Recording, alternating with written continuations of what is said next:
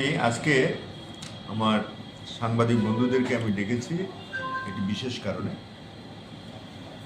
আপনারা জানেন গত কিছুদিন আগে আমাদের সামাজিক মাধ্যমে একটি ইনফরমেশন, যা আমার 11 নম্বর ওয়ার্ডের কাউন্সিলরের পক্ষ থেকে সামাজিক মাধ্যমে প্রচারিত হয়েছিল।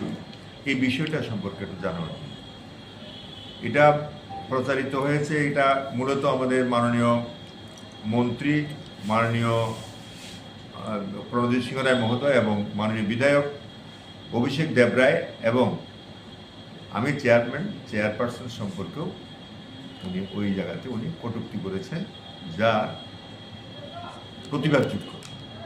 আমি আজকে আপনাদের মাধ্যমে এই বিষয়টা জানাতে চাইছি। অশোভনীয় কোনো সামঞ্জস্যতা নেই, বাস্তবতা নেই ওনার এই বক্তব্যগুলির সঙ্গে। এই বিষয়টাকে আমি ওনার বক্তব্যটাকে ধিক্কার জানাই। চেয়ারম্যান হিসেবে আমি তড়িঘড়ি করে আবার সিবিসি মিটিং করেছি। সিবিসি মিটিংয়ে আমরা সমস্ত সদস্যরা ছিলাম। একটা সিদ্ধান্ত হয়েছে ওনাকে শোকজ করার জন্য। আমরা শোকজ করেছি। শোকজের উত্তর যদি স্যাটিসফ্যাক্টরি না হয় তাইলে তার পরবর্তী স্টেপ নেওয়া হবে। কিন্তু 17 তারিখ শোকজ করেছি, 17 তারিখ বিকালবেলাতেই উনি একটা রেজিগনেশন দিয়েছেন ওনার কাউন্সিলরশিপ থেকে। তার পরের দিন 18 তারিখ উনি শোকজের উত্তর দিয়েছেন। শোকজের উত্তরটাও সাদামাটা। যা হোক, যেহেতু উনি 17 তারিখ উনি রেজিগনেশন দিয়েছেন, সেই কারণে আমি ওইটাকে আর বেশি গুরুত্ব দিইনি, কারণ উনি অলরেডি রিজাইন। এবং আমরা সিবিসি মিটিং করে আবার সবার সঙ্গে আলোচনা করে ওনার রেজিগনেশনটা অ্যাকসেপ্ট করে ওনাকে আবার জানিয়ে দিয়েছি।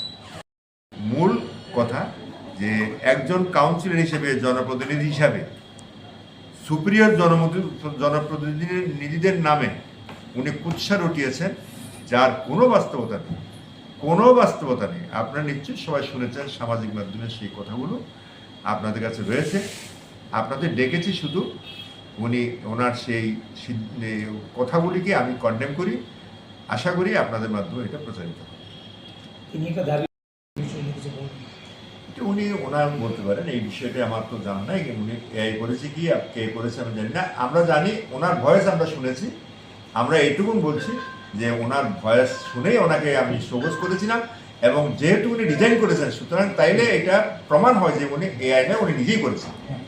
তাহলে উনি যে এটাই তো বাস্তব।